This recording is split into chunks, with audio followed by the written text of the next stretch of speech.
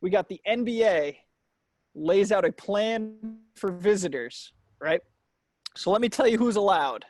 Okay. You are allowed to bring family, obvious, and quote, established long-standing personal friends. Oh, so they don't want any Yes, not allowed are quote, any individual the player has not previously met in person or with whom the let's player go, Pete Alonso. Sorry. had limited in-person interaction. So you can bring your family and your buddies. You can't bring Debbie that you just met on Instagram.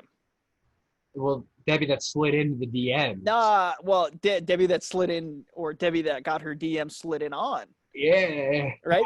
So, you know, it happened. Like, it happens. So the NBA is like, yo, don't bring your Instagram people in here. Have a long-standing relationship with them. Bring your ex in here.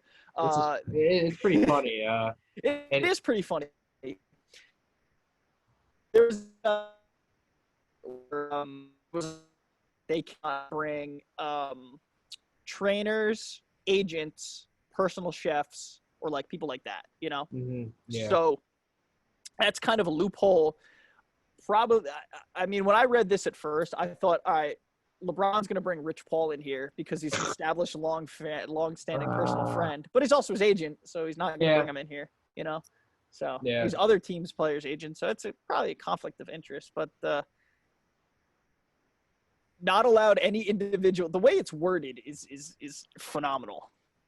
Who would you qualify as any individual the player has not previously met in person or whom the player has had limited in-person interaction? So that's booty like calls. Yeah, booty calls, limited in-person interaction. It's booty calls. It's Instagram DMs. It's someone that you just listen. I think they're just doing it straightly for hookups because they know Right.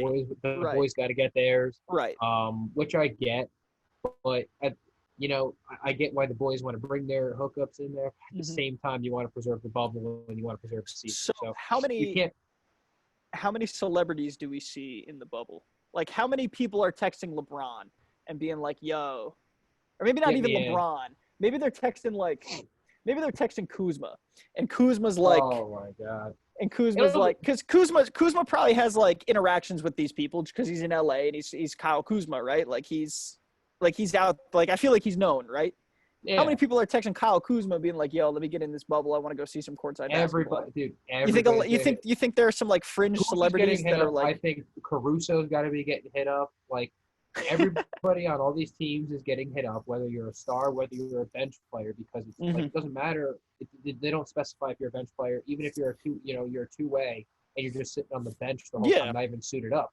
You know, like Taco Fall could bring in his boy or his girl that just means absolutely nothing to anybody just because he wants to. So who knows? But it's good for the players. I know Jaylen Brown was talking about mental health. He was saying how it's tough, not being able to get away from the game of basketball. Everyone's used to going home and getting away from the game of basketball. But I think that's also the beauty of the bubble is you can't get away from basketball, and that's what you're focusing on. You're there to play basketball, and that's why everyone's in that mindset. So I mean, I get it why the NBA is doing it to kind of help the players out a little bit, but at the same time, let's just get this stuff over with. Let's get the playoffs, get the championship done. Let everyone go home, have their fun.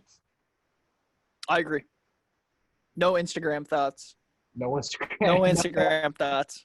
No Instagram. That's all right.